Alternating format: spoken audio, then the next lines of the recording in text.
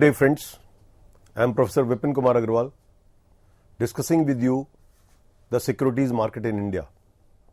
In the topic of securities market in India, in my previous lecture I was talking about trading mechanism on the stock exchanges.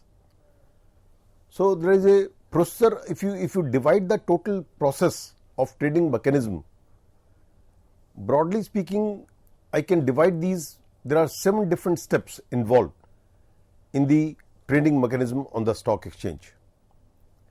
The first 4 steps we discussed in our previous lecture on the trading mechanism on the stock exchanges.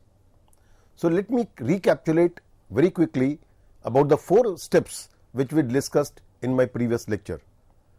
The very first step is finding a broker.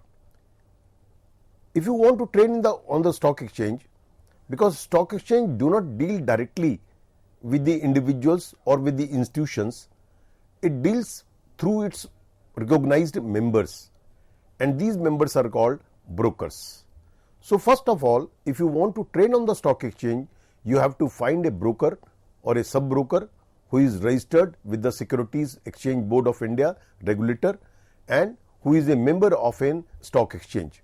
There are 2 leading stock exchanges in this country, the National Stock Exchange, that is NSE, and the BSE, right? Other stock exchanges are also there, but by and large mostly 99% of the transactions do take place in these 2 stock exchanges. So first step is to find out a broker through whom you will deal in the stock market. So for that there is a process, and then you have to open an account with the broker. When you open an account with the broker, the things that is required is that you must have a KYC compliance. KYC compliance means know your customer, for which your name, your PAN number, your Aadhaar number and your address, your bank account number, all these informations are required. Once you provide these information to the broker, an agreement is being signed between the broker and the member, the person who wants to deal in the stock exchange, and then an account is being opened. The broker charge a small nominal fees for all these things for opening an account. These days, because of the increasing competition amongst the brokers, many brokers open this account free of cost also, right? So you must have a contract with the broker giving all the required detailed information about your PAN number, Aadhaar number, your date of birth, your educational qualification, residential status, bank account details, depository accounts, name of any other broker if you are dealing with. The broker then open a trading account in the name of the investor and provide the client code number. That is, each client is being issued a client code number by the broker. The third step is the placing the order. What it means by placing the order is, if you want to trade on the stock exchange, that one has to place the order, whether it may be a buy order, it may be a sell order. To take the thing simple, at the moment I will say that whether you want to buy the share or whether you want to sell the share. So you have to place the order to the broker. These days many brokers are providing the facility of the online trading to its members, to the individuals, to its members, the person who want to deal, right? So through online system also you can place the order on the terminal of a broker, right? So clear instruction should be given at what price you want to buy, right? How much quantity you want to buy, which share you want to buy, means the name of the company, that the order has to be placed to the broker. It may be through telephone, it may be through mail, it may be through fax, or in the online trading through the online also the broker provides this facility to you. So then the fourth step is order matching. Order matching means there are number of people who want to buy the same share, there are number of people who want to sell the shares. So the price at which you want to buy and the price at which a person want to sell, this order should match. And since there are thousands and thousands of transactions, I may call it lakhs of transactions takes place simultaneously on a real time basis on the stock exchanges. So there are number of people who may be purchasing the share, there are number of people who want to sell the shares. So once the price at which you want to sell and the other person who want to buy at the same price, this price must match. When this price matches, then only the transaction take place, right? So the best buy order is this one with the highest price, and the best sell order is the one with the lowest price. Means from the market point of view, from the stock exchange's point of view, the best sell order is one, the person who is ready to sell at the lowest price. Means when I use the word lowest price, given the various people who want to sell the share, the person who is ready to sell at the lowest price, right? So the lowest order that is being placed, that will be picked by the stock exchange first, that will be picked by the terminal first, and the person who is ready to buy at the highest price, right, that order will be picked first by the stock exchange. So we call it order matching. All these things we discussed in the previous lecture also. So there are buy orders, there are sell orders, there are price limit order. Price limit order means when you say that you are ready to buy up to a particular price, that is called price limit order, right? So there are various things, these things we discuss. Stop loss order we discuss. Stop loss order means that you purchase a share and simultaneously you put a stop loss, that if the price falls below this price, your order will be cancelled. If you have purchased the share, your order will be sold, your share will be sold, because stop loss order is being given at a time when you are not prepared to bear unlimited loss. You are ready to bear the loss because, as all of us know, the price keeps on fluctuating in the stock exchange. When price keeps on fluctuating, if there is a too much fall in the price, there will be large loss. So in order to prevent the large loss, what you can do is that, supposing you buy a share at 100 rupees and you feel that maximum loss which you can bear is of 5 rupees per share. If you have purchased 100 shares, your maximum loss you are ready to bear is 500 rupees. So at the same time, you will put a order that if the price falls to 95 rupees, then automatically your share should be sold. Means if some buyer is there to purchase at 95 rupees, the order will be sold. So you have purchased at 100 rupees, but the moment its price reaches 95 rupees, the share will be sold. That is called stop loss order. So in this way, there are various types of order that can be placed, right? The best price market order means if you are ready to buy at any price, which is the best price in the market, that is called best price or market order.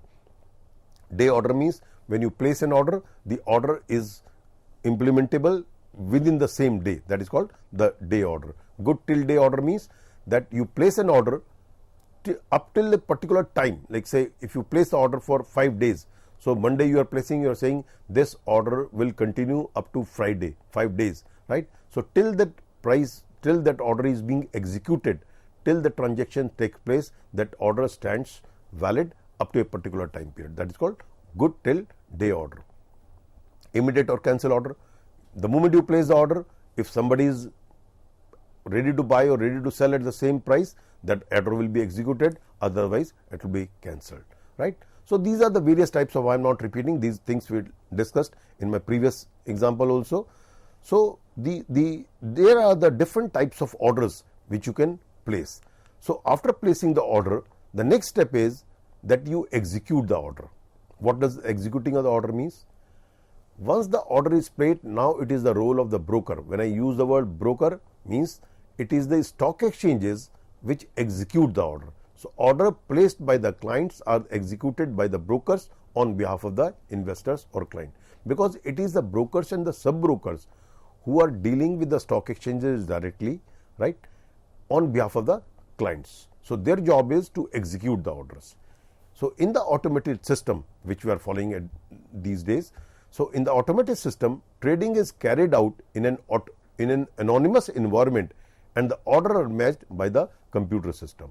No longer we have a manual system of the trading, we have screen-based trading system. So in the screen-based trading, best buy order is being matched with the best sell order. So in an anonymous environment, these orders are being matched by a computerized system. So when the shares can be bought or sold at a price mentioned, it will be communicated to the broker's terminal and the order will be executed electronically. What it means is that once the order is being placed, now it is the job of the broker to execute the order, and order will be executed by the broker on its terminal, and as and when the order matches. When I use the word order matches, what it means is that the buy order, somebody, if you are buying, somebody must be selling. So then only the order will match. It's simple demand and supply. So when you are selling, somebody must be buying. Then only the order will be matched. Then only the transaction will take place. So as and when this order is being matched, right? So that moment itself, it will be executed electronically. So next is once the order is being executed, then now the broker has to prepare a contract note. It is mandatory from the Securities and Exchange Board of India to prepare a contract note within 24 hours of the execution of the order. So after the trade has been executed, within 24 hours, the broker issues a contract note. Contract note is simply, it's like a contract between the two parties, that is the person who has purchased or sold the share, the broker's client and the broker. So it's a contract, it's an agreement between the broker and its client. So a contract note is written agreement between the broker and its client for the transaction executed. The order that has been executed by the broker, that order, the execution of this order is being given in writing by the broker to its clients. So it contains the detail of the contract made for the purchase or the sale, whatever the, if you have given the sale order, if you have given the order of selling some shares at a particular price of a particular quantity, that will be written in the contract. If you have purchased the share, you means any client of the broker. So if the client has purchased the share, it will give in writing by the, it will be given in writing by the broker to its client that so much number of shares at so price, while order number this was being purchased for the client. So it contains the detail of the contract made for the purchase or the sale of the securities, date and time of deal, the brokerage chargeable, the name of the company, the number of shares bought or sold and the net rate. Because these brokers do this business for a small marginal commission, right? We call it brokerage charges. So the price at which we purchased minus the brokerage charges. So net amount payable if you have sold the share, if you have purchased the share, that what amount the client has to pay, how many number of shares you have purchased, of which company you have purchased or sold, right? So all this is being given in the contract note. So this is an important document as it is legally enforceable and helps to settle dispute or claims between the investor and the brokers. Supposing you have purchased some shares and the price of the share goes up significantly and the broker finds himself, supposing, is not interested in giving those shares. So you have a valid claim. Once you have a contract note, you have a valid claim that this contract has been made between the broker and myself and this much number of shares was being purchased. Now it is the duty of the broker to give these shares at the same price at which the shares were being purchased. So if in case of any dispute that arises between the broker and the client, this contract note will work as a documentary evidence, will work as a proof that the contract was being undertaken, the sale or purchase was being undertaken by the client and the broker has executed this contract. So a unique order code number is assigned to each transaction by the stock exchanges and is printed on the contract note. The good thing about the screen-based trading system is that the moment you place the order, right, you means the client places the order and gives order to the broker for purchase or sale of the share, right. So a unique order code number is being issued, right, and thus unique order code is being written on the contract note. The benefit of this is that in a particular day there are number of transactions that takes place, and as all of us know that prices of shares keeps on fluctuating in the stock exchange, right. So the screen keeps on changing the price of the shares by and large. So if there is a fluctuation, there is too much of fluctuation in the share price, you know that exactly the order which you had placed, at what price that order has been executed, right. It's not like that the shares were being purchased at a lower rate and if on the same day if the price increased, the broker cannot give you a contract note that signifies that the the prices, the shares have been purchased at a higher price, because you know your unique order code number. And the last thing is, the last step is settlement of contracts. Now the orders has been executed. Now the purchase and sale contract note has been issued by the broker to the client. The last thing is settlement of the contracts. Settlement means if you have purchased the shares must be transferred in your name. If you have sold the shares, you must get the money for the shares which you have sold. So this is called settlement of the contract. So settlement is made by means of delivery of the share. Delivery of the share means if you have purchased the share, the broker will deliver the shares in your depository account, or pay cash. When I say cash means no cash transaction takes place in the stock market, right? All transactions take place through banking system. So the payment will be made in your bank account. And friends, let me tell you, you should be very clear that while opening an account with a broker, you must have to give bank account number, and every transaction you will make with the broker, that transaction must be routed through only that bank account number. The stock exchanges will not accept the payment, or the broker will not accept the payment from any other account. This is nowadays has become mandatory by the Securities and Exchange Board of India, so that there is a transparency, so that the transactions remains transparent, and so that the every transaction that is made on the stock exchanges, that is being brought to the books clearly in the name of the person in whose name the transaction takes place. So what it means is that if I suppose open an account with a broker, and at the time of opening an account I will have to give my account number. It may be one account number, it may be two account number also.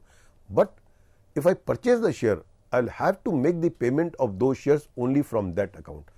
I cannot make the payment from some third party account, right? I will have to make the payment from my account only. It may be one account, it may be two account, it may be three account, but that account must be in my name, and the account name should be with the bank also. The account at the time of opening the account with the broker, those accounts must be mentioned.